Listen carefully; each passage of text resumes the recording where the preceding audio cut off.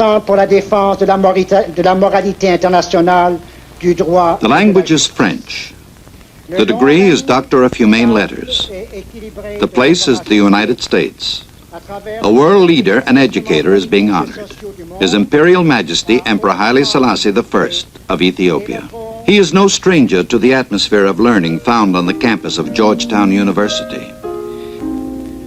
Here, students are in direct association with world-renowned scholars in the field of foreign affairs, the arts, and the humanities.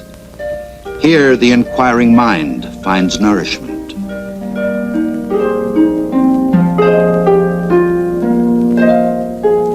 During the 8-day visit of Hailesilase to the United States, he will participate in many ceremonies that demonstrate the respect of a friendly nation.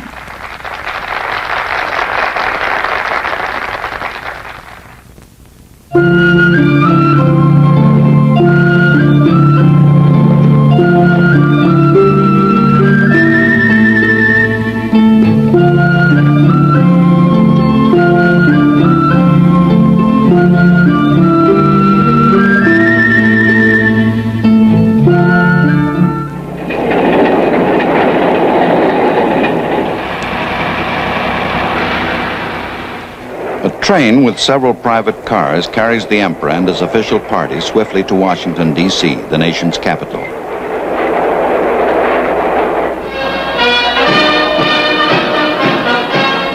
This will be the first meeting for President John F. Kennedy and Mrs. Kennedy with the man who played a leading role in the creation of African unity.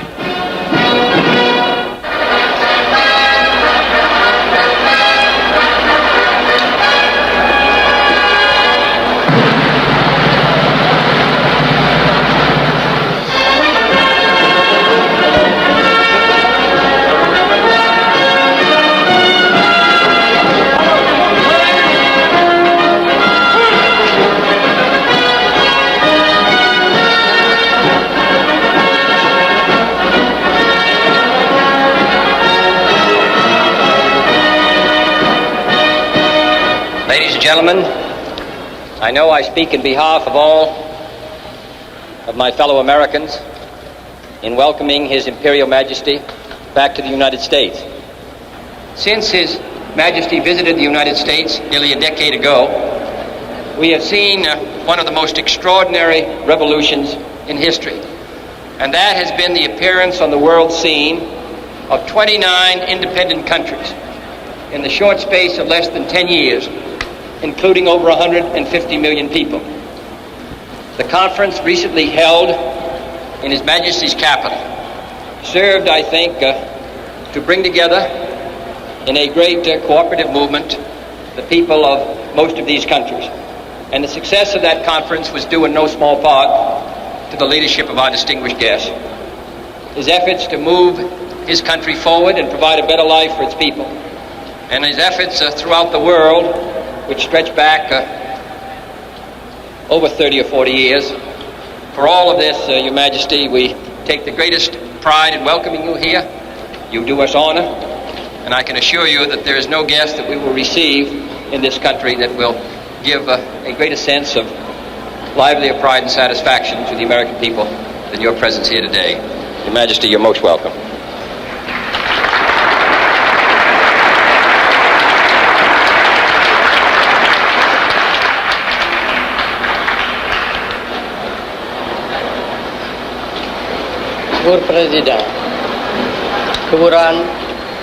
Mr. President, Mrs. Kennedy, Your Excellencies, ladies and gentlemen, I am deeply touched by the generous words of welcome which you have addressed to me, Mr. President, and by the warmth with which the American people have greeted me during the few short hours I have been in the United States. In the decade which has elapsed since my first voyage to America, the face of the globe has been vastly altered. Africa and Asia have been transformed into continents whose people are almost entirely removed from the subjugated status which was the lot of so many of them but a few short years ago. As free men, we Africans are now seeking the unity and the oneness which will enable us to put our freedom to the best use. The service of the peoples of our continent, the defense of right and justice, the protection of the peace. የህዝባችን ኑሮ ደረጃ ተሻሽሎ ድህነትና ድንቁርና ከዓለም እንዲወገድ ቁርጥ ሐሳብ አድርገናል።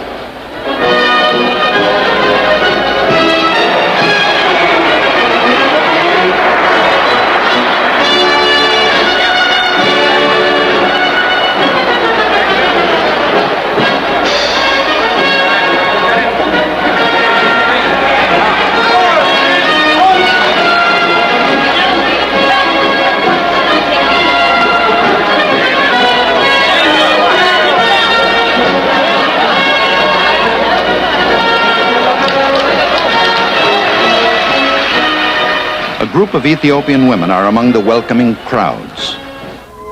The Emperor of Ethiopia has come to Washington to discuss important aspects of world peace and economic progress. He confers with President Kennedy on African problems and aspirations in these vital areas.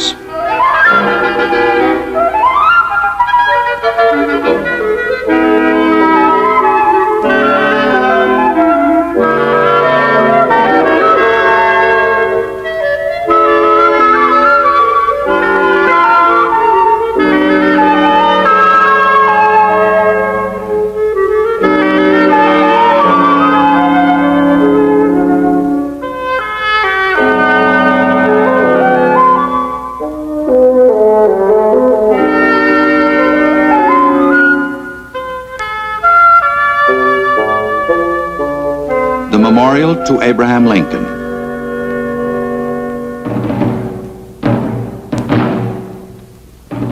The Emperor and his party arrive at the Lincoln Memorial to place a silver wreath in honor of the American president, who is an international symbol of unity and freedom. President Kennedy's Secretary of Interior, Stuart Udall, accompanies the Emperor. Included in the Emperor's party are Ras Imru Hailesilase, Ambassador Dinky, Ethiopian Ambassador to the United States, and Ambassador Corey, United States Ambassador to Ethiopia.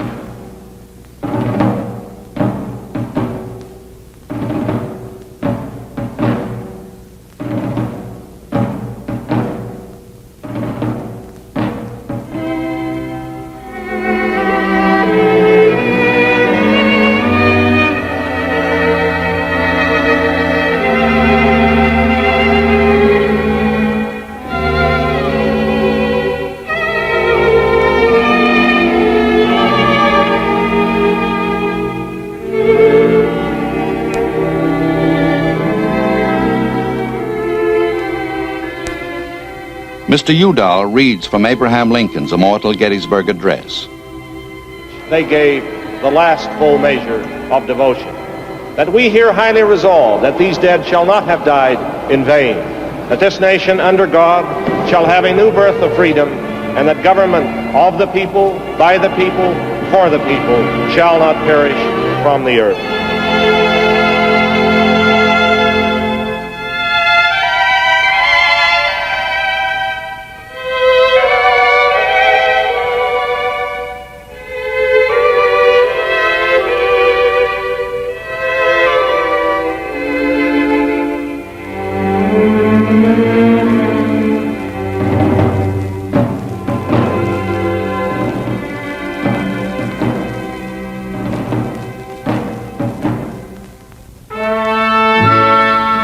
At the National Legislature, the Vice President of the United States, Lyndon B. Johnson, and leaders of the Senate and House of Representatives hold discussions with the Emperor. This is where the men and women elected by the American people make